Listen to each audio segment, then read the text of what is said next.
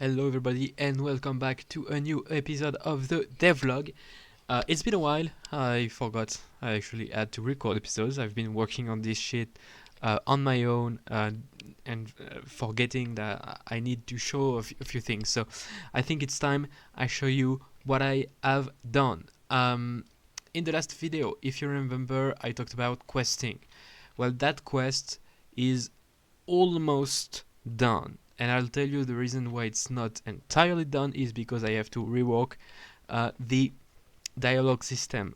If you remember a few episodes back, I said that my dialogue system was not going to be sufficient for uh, complex interactions. Well, it's high time I changed that. So I'm pretty much done with that new dialogue system. I pretty much had all the conceptual ideas already in my head, and all I needed to do was like put everything together, which I've done, and now I need to implement it in the game to replace the existing dialogue system, which is, to be honest, kind of annoying because, well, the way I integrated the current dialogue system is pretty complex, I would say, and is quite frankly really annoying. It's going to be really annoying to take out of the code, so it's going to be very surgical.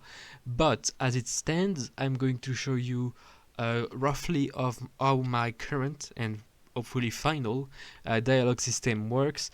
But first of all, let me show you a few things that I've done. So mainly what I've done is modeling and texturing those models because I was kind of like dreading working on the code, so I was like, might as well do a few aesthetic things, which I personally find a bit easier to do because it's more fun for me. Maybe I don't know if I showed you that last time, but the doors now have material. Yeah, I forgot the Godot term, but yeah, it's material. It's like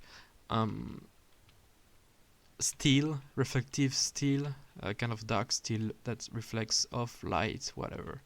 So, first of all, I need to go down in the basement, so I'm going to get the key from Gregarious Joe, and I'm going to take that as an opportunity to show you what I've done in the texturing department. So, I textured the desk, the main attraction, as it were, is textured using like a wood texture that I kind of stretched to keep the grain of the wood without having to make something that's very detailed with knots and stuff like that.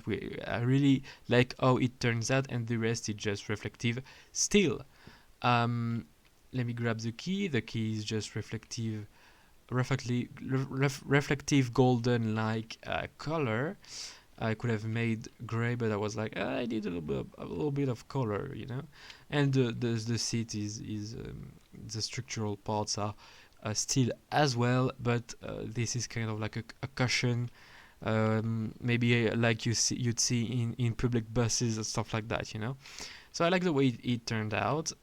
Also for these racks is the same wood texture, just stretched in a very different way to make it look a bit rougher, and I applied a brown overlay over it, which I find looks pretty nice.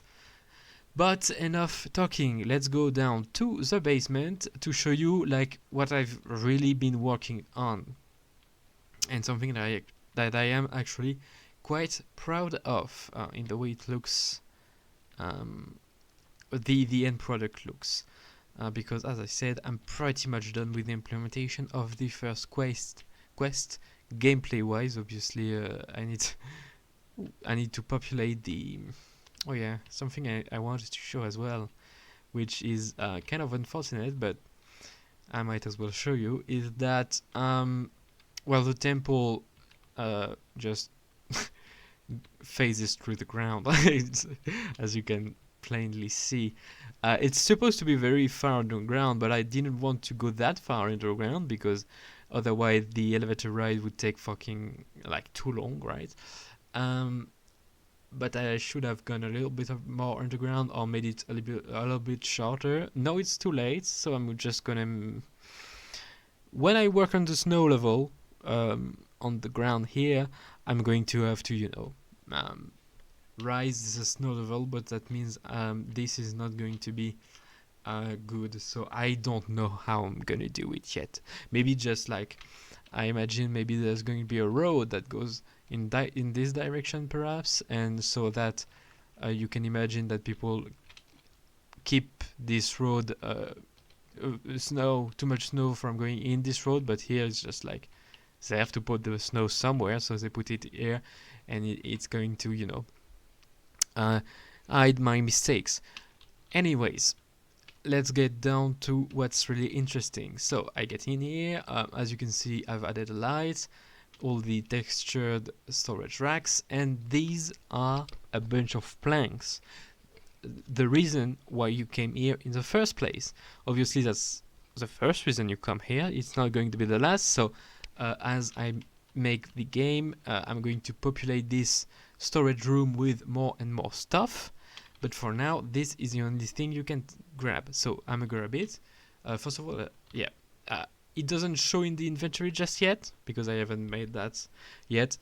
However, I wanted to show you, I made, as I said in the last video, a keyring where you can check all your keys. For now it's kind of ugly, the UI, but it's going to get refined as I go on, obviously. So, oh yeah, something a little bit whatever that I did is that I finally made the hotbar so that you can see what element you've selected. Obviously it's completely useless for now because you can't choose any item in your hotbar, but eventually the planks that I just grabbed will appear, and to show you what you have in your inventory. Let me input the code here, and I need not forget to blur that in the editing. As you can see, also I made it so that before, like, you press the button to input the code and you had to manually escape out of the menu. Now it automatically escapes you out of the menu so that you can plainly see the opening sequence. Okay, so as you can see, you probably can see something white up there, and when I'm going to go up there, it's going to be more clear what it is. I don't know if I showed you that, but it's a little addition that I made where I didn't want to make a code to get in this room, because it can get a bit annoying if you have to input a code in every room. But I just didn't just want to make it so that the door is left open for no reason. So I imagined that the mechanism would get stuck somehow, and it's continually trying to open, but it can't, or close maybe, I don't know, but it can't. So it's stuck like halfway open like that. So I like the way it looks, and I think it's nice attention to detail. Okay, I'm going out of the stairs. I've something I wanted to say as well. I finished this room. Well, maybe I haven't finished it, but at least I've put in the walls and the roof. So that's something. And now, as you can see, this is a hammer. And a hammer is obviously here just an indication that you can build something. And as you can look in the top left of the screen, it's written build a makeshift bridge. Now if I interact with that, it's going to build a bridge, and it only works if I have the planks in my inventory. For now the inventory is abstract. I haven't made any weight so that you can look what's in your inventory, so it can be a bit abstract for now, as I said, but believe me, I've tried with and without the planks, and yeah. So I just want to focus a bit on the construction animation of the bridge, because I think it looks nice. I mean, it's a bit long, like when I've seen it a bunch, so I'm usually tempted to just run across before it's done, but I think it looks quite nice. The bridge itself was a pain to make because I had to manually animate each and every plank being put down. Also, you probably noticed that we had we didn't have that much planks. That's like kind of like you have to suspend your disbelief for that, you know what I mean. It's a video game, and it allows me to go here. The room is half caved in because I was too lazy to find a way to fill it and furnish it. But yeah, what's important is that later in this room above there's going to be like hints as to what the code for the big door is going to be. For now it's open, obviously, so there isn't any need for code, but yeah, that's it for the future. Now, as for the other elements of the quest, which are giving the artifacts, well, showing the artifacts to Gregarious Joe. I said earlier that I probably was going to make 5 distinct artifacts. Well, I changed my mind. I'm going to make only 3. Just a matter of saving myself for later when I need to make other things. For now, there's already 3 artifacts, one of which is not textured yet. It's hidden behind the columns here, and it's this, obviously not texture. You can plunder the artifacts. I'm actually going to show you the other 2 that are textured. Basically, the one in here is an artifact that was like a writing tablet left because, as I said earlier in the earlier videos, this is a classroom. This was a classroom, and this is a writing tablet that was used by one of the teachers to, like, maybe the headmaster of the school to tell them that they didn't have enough teachers for the amount of students in the school, and they're complaining to their boss, basically, because they are understaffed. So, but I haven't textured it, I haven't done anything with it yet. It's just conceptual for now. Let me show you the other ones that are done. Here is like a big hole in the ground. Well, not really a hole in the ground, but like a cavity, yeah. And this is one of the artifacts. Basically what it says on it is that it's like an old warning sign that says, like, be careful, hole in the ground, maybe someone should fix it, or something like that, something that makes sense with the fact that there's a hole in here. And the last one is here. It's a sign that just indicates that this is the bathroom. And you have the bathrooms that are partially caved in.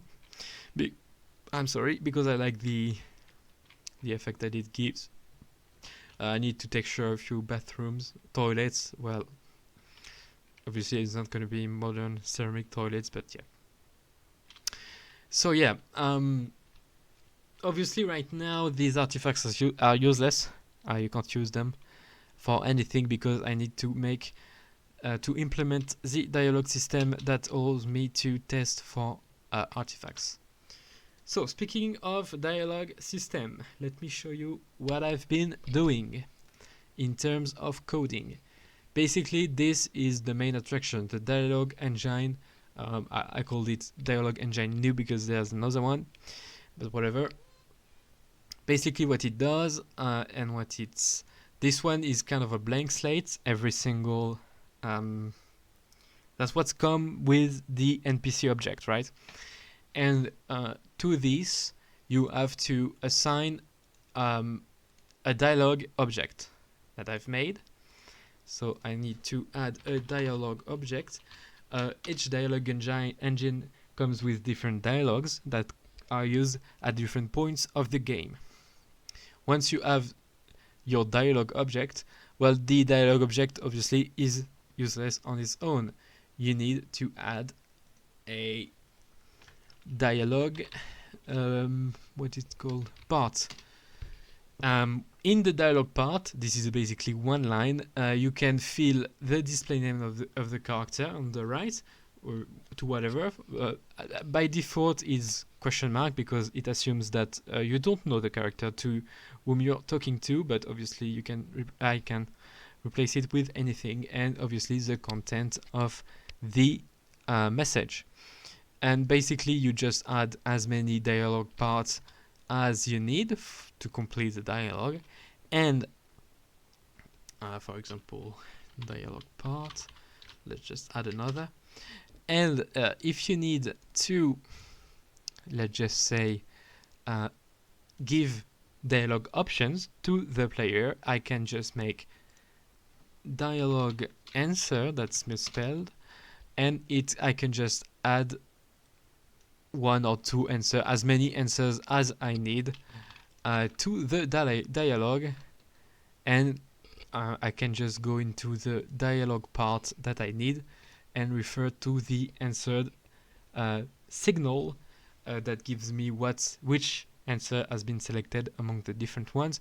Each answer is composed of an answer ID that allows me to tell which one has been selected. And basically this way it allows me to create everything in engine rather than relying on scripting language that I make in a text file, which can become very, very, very messy after a while. And obviously I can't use signals and stuff like that, other things that work well with Godot, to test different game states and stuff like that. I can't basically, like, if a dialogue is selected rather than other based on game state, that's something that I can do directly in engine. And if I use a text file, obviously I have to go through a lot of hurdles to do that, and that I don't need to go through when with this system. So that's why I've done. Obviously, yeah, I still need to implement it and test it to see its limits and stuff like that, to see the test debug and stuff like that. But I'm pretty much done otherwise. In the next video, I should be able to show you a full playthrough of the first quest, and after that it's going to be pretty much smooth sailing in terms of dialogue, because hopefully this is going to be enough for the rest of the game development. Anyways, I'm going to leave you on that, I think. I'll see you next week, I hope, if I don't forget again. But yeah, see ya.